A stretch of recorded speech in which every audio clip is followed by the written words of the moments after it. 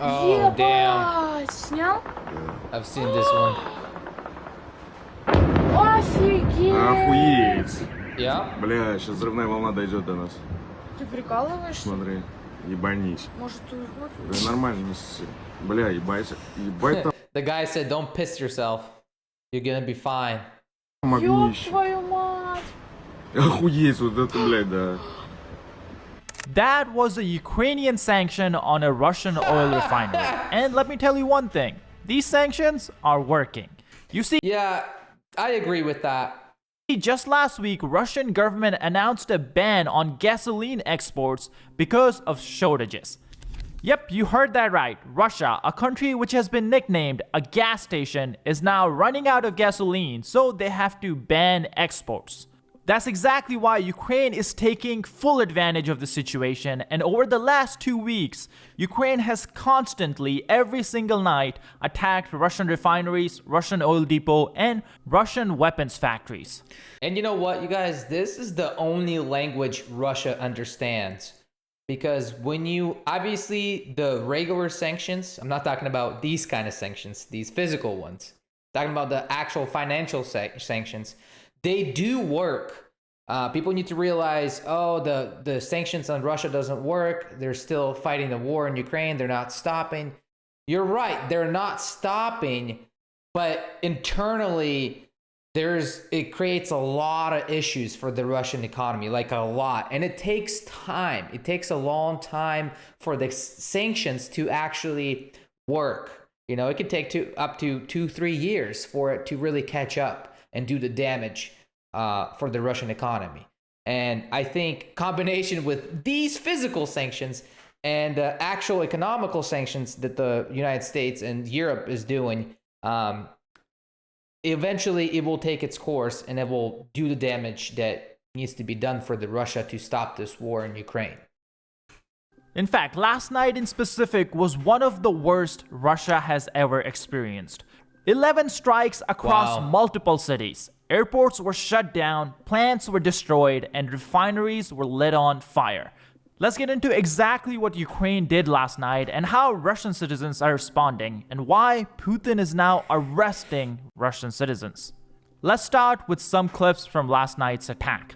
Here in the first clip, you can see a refinery in Sochi just engulfed in fire.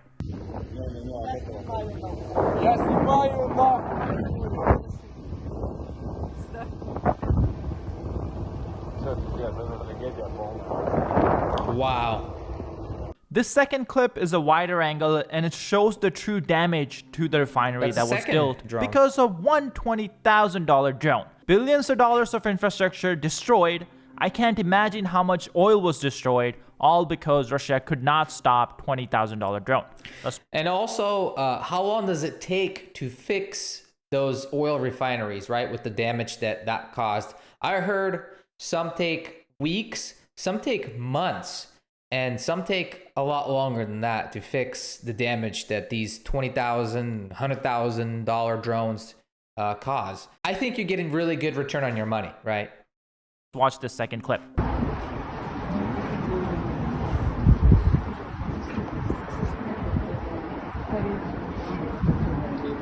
You see, as President Trump once said, you need 3 things to win a war. Money, money, money. Every war is an economic war, and these kind of strikes are dealing a devastating blow to the Russian economy.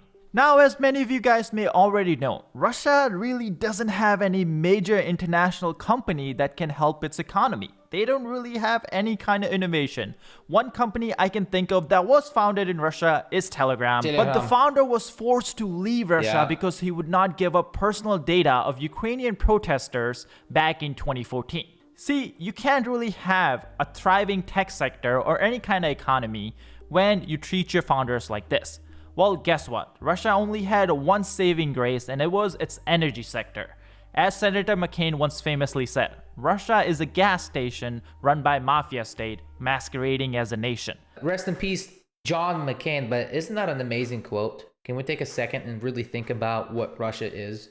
It's a giant gas station masquerading as a nation. Nobody could have said it better.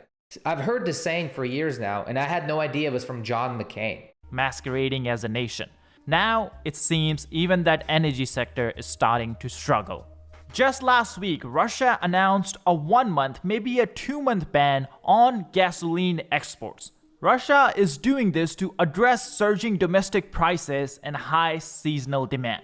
As of now, this ban is effective until end of August, but it may be extended into September. Now, what makes this announcement even more damning is the fact that government publicly admitted that they have to do this because of delays in refinery repairs and impacts of European sanctions. Both of these events have increased the Russian oil prices in the domestic market, and government wants to force producers and force traders to stop exporting oil overseas to ease the prices domestically. Now, I'm sure I'm gonna get comments about this down below, so I wanna get ahead of them. The ban is specifically on gasoline. The Russian economy is fueled by exporting crude oil, more specifically exporting it to China, which buys roughly 47% of Russian exports. China and India, actually. And, Russia does not just export oil, it also exports natural gas, right? Which I think they stopped exporting natural gas to Europe, I think last year or 6 months ago, or they still do, but I don't think it's as much as it used to be. So that's been taken care of. And India, which is buying roughly 38% of Russian exports. Those exports for crude oil will continue, of course, given that these two countries will continue accepting the oil shipment.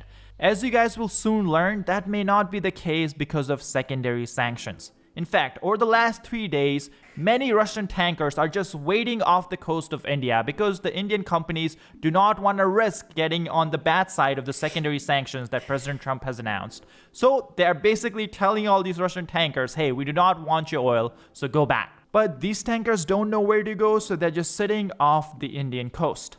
You see, Russia is also stuck in kind of a pickle because it cannot afford to stop selling oil.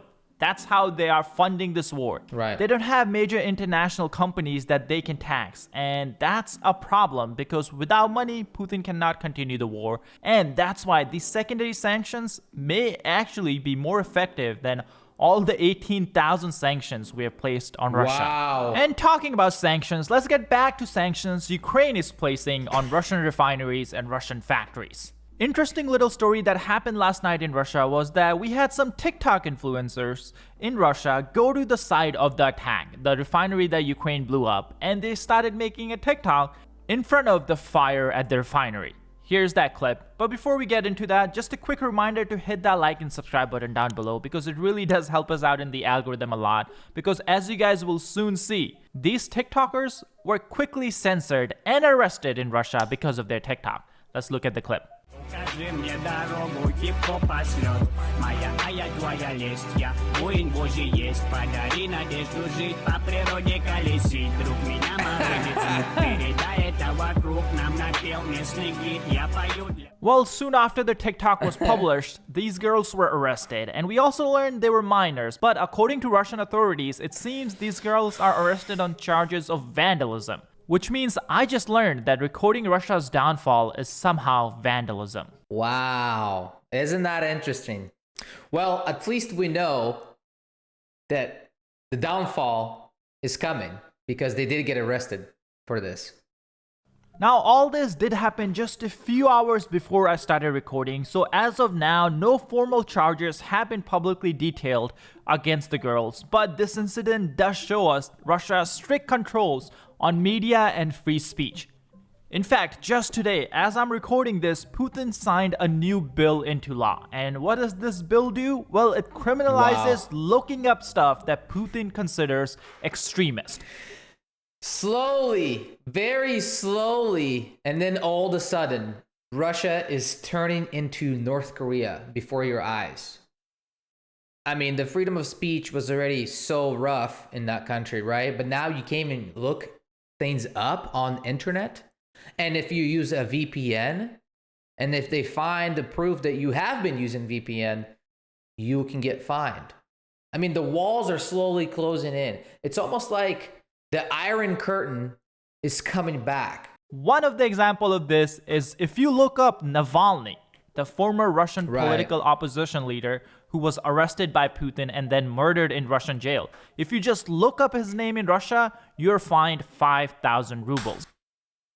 Now, I don't know how much 5,000 rubles is, but for a Russian normal citizen that probably doesn't make that much money, maybe a nice slap on the wrist, right? They're not going to do that again.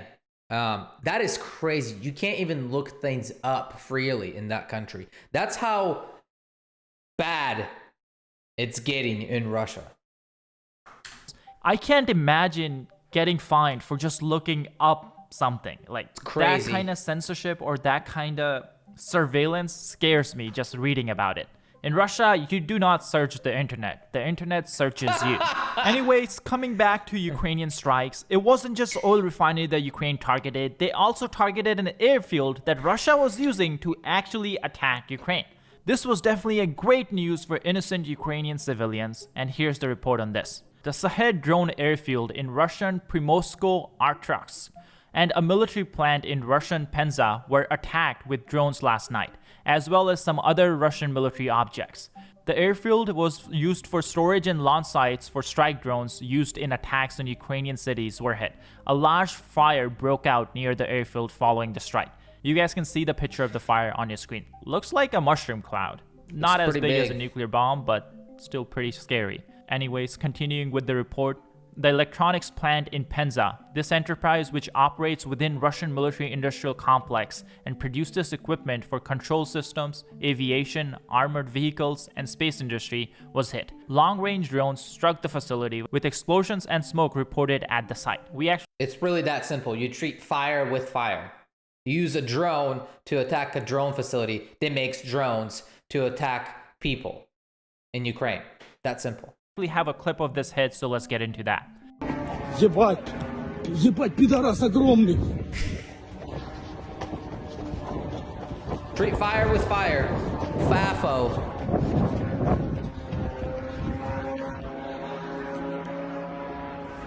No anti-air system. No nothing.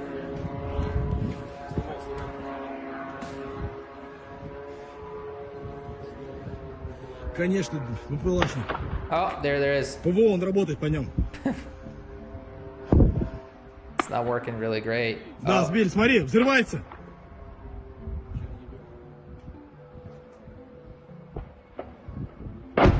Ебать! Nice. Ебать!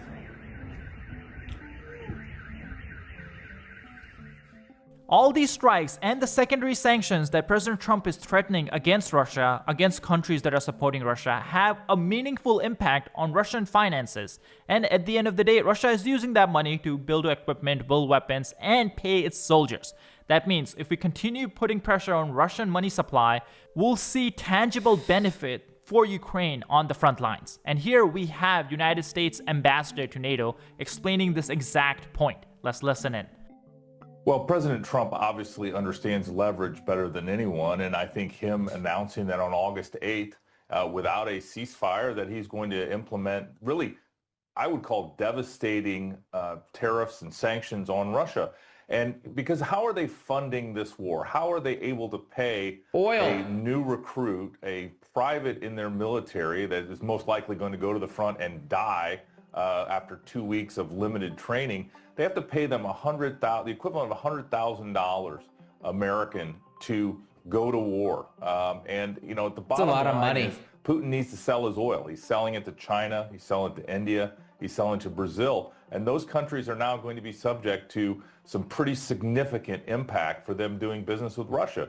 And Russia's not going to have any friends. They're not going to have any trading partners, and their ability to fund this war will end. So at the end of the day, what we need. Now, Russia responded to this how they have always responded, by nuclear saber rattling. They've been doing this ever since this invasion started. When we talked about sending Ukraine tanks, Russia was like, hey, don't do that, we have nukes. When we talked about sending Ukraine ATACMS, Russia was like, hey, don't do that, we have nukes. And now when we talked about sending Ukraine more weapons and more support so they can push back the Russians, Russia was like, hey, don't do that, we have nukes. At the end of the day, everyone knows Russia is never going to use nukes, but what they want to do is create fear in American citizens, in Western citizens, so the politicians lose the support base they have to support Ukraine. That's the whole point of Russian nuclear saber rattling. Russia actually does not want to use nukes. They actually cannot use nukes because Xi Jinping has put a red line around Russia that he will lose Chinese support if any kind of nukes are used ever. But Putin realizes that he can just use the threat of nuke to spread propaganda among American public, and that way he can achieve the same goal. Now, Ryan Macbeth explained this perfectly in one of his videos, and he basically explained it way better than I ever could. If Russia wants US to stop sending weapons to Ukraine, they can achieve that in two ways. First way is they can of course just strike United States and destroy the factories we have. That would be a very big escalation, but it would achieve the goal of Russia. It would achieve the goal Putin has, that US stops supporting Ukraine. But the second way they can do that is basically spread propaganda, spread lies on American media saying that, hey, if US continues supporting Ukraine, then that would mean US and Russia would be at war. Because of this misinformation campaign, the support for the politicians, US politicians, will fall out and the politicians will be forced to stop supporting Ukraine. So Russia achieved the same goal without actually striking US. And that's why Russia invests so heavily in its fake propaganda campaign, especially on US social media platforms. Well, this time we had President Trump draw a line in the sand, basically saying that, hey, nuclear talk is not something US is going to accept. Nuclear talk is not something US is going to just let slide. Because at the end of the day, it's not just Russia who has nukes, US has nukes too. Now, no one wants to actually use nukes, but this is more so to make sure Russia doesn't just go crazy with this nuclear talk and scare the American public. Here's President Trump explaining this. Former president of Russia, who's now in charge of one of the most important councils, Medvedev, said some things that were very bad, talking about nuclear. And when you mention the word nuclear, I say, you know, my eyes light up and I say, we better be careful because it's the ultimate threat. He shouldn't have said it. He's got a fresh mouth. He said things in the past too. And so we always want to be ready. And so I have sent to the region 2 nuclear submarines. I just want to make sure that his words are only words and nothing more than that. This is a very interesting video. August 8th is coming up. I think that's when Trump gave Russia and Putin the deadline to stop the war and come to negotiation tables. And if he doesn't do that by that date, he's gonna do these secondary sanctions that I hope Russia just stops the war, right? But if they don't, and I feel like they probably won't, we're gonna see, I'm curious to see what Trump is gonna actually do, because, you know, there's been a lot of talk. You know, Trump does talk a lot, and I think that's part of some of the strategy is just to say a bunch of random crap, and then so it makes you keep guessing. You don't know what's true, what's not true, so you don't know what his next move is. I also don't think China is going to stop buying Russian oil because it's just so cheap for China, and China is dealing with their own, China got their own issues right now, so they can't go, China's not going to stop buying Russian oil. India, on the other hand, I am not 100% sure. I think they've said they're also not going to stop buying Russian oil, but I feel like India is a little bit more closer to United States in relations versus China. That's my personal view, but I don't know. Let me know in the comment section what you guys think, and maybe, and I'm sure there's some of you that know a lot more about this specific situation.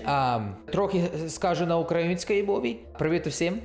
Я балакаю українською. Не забудьте підпишись безкоштовно, as always. Subscribe, it's free. And like the video, share, subscribe, and we'll see you guys next time. До побачення.